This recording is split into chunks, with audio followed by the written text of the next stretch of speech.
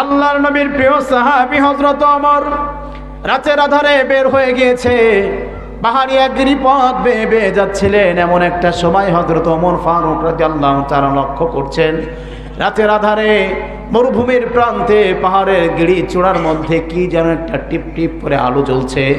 ওমর ফারুক রাদিয়াল্লাহু তাআলা আনহুর শাসন আমলে তার এলাকার মধ্যে আগুন জ্বালাচ্ছে একজন মানুষ। কি সেখানে দেখার জন্য হযরত ওমর চলে গেলেন একা একা।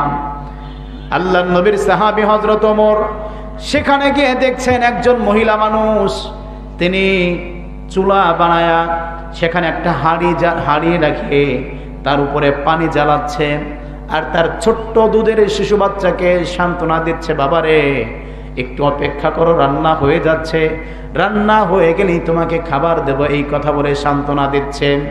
মূলত হাড়ির মধ্যে কোনো খাবার নাই, পাথর দিয়ে পানি দিয়ে সেই পানিগুলি জাল দিচ্ছে, আর ছোট্ট বাচ্চাকে মা সান্ত্বনা দিচ্ছে, সান্ত্বনা দিয়ে বলছে, বাবারে একটু অপেক্ষা করো, খাবার একটু পরেই তোমাকে দিচ্ছি, একটু অপেক্ষা করো।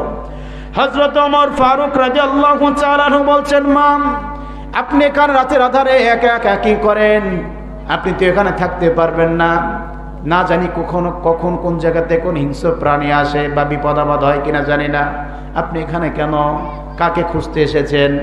আমিরুল মুমিনিন রাদিয়াল্লাহু তাআলা আনহুর সামনে ওই মহিলা বলছে, আমিরুল মুমিনের সামনে বলছেন, ভাইজান আমি তো একজন ব্যক্তিকে খুঁজতে এসেছি, সেই ব্যক্তিকে পেলে আমার কথাটা বলে আমি চলে যেতাম।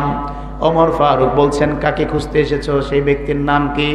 বলেছেন, এই জামানার প্রেসিডেন্ট, এই দেশের প্রেসিডেন্ট হযরত ওমরকে খুঁজতে এসেছি।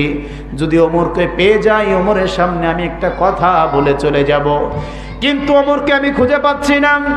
ভাইজান আপনি যদি ওমরকে আমাকে একটু খুঁজে দেওয়ার জন্য সাহায্য করেন,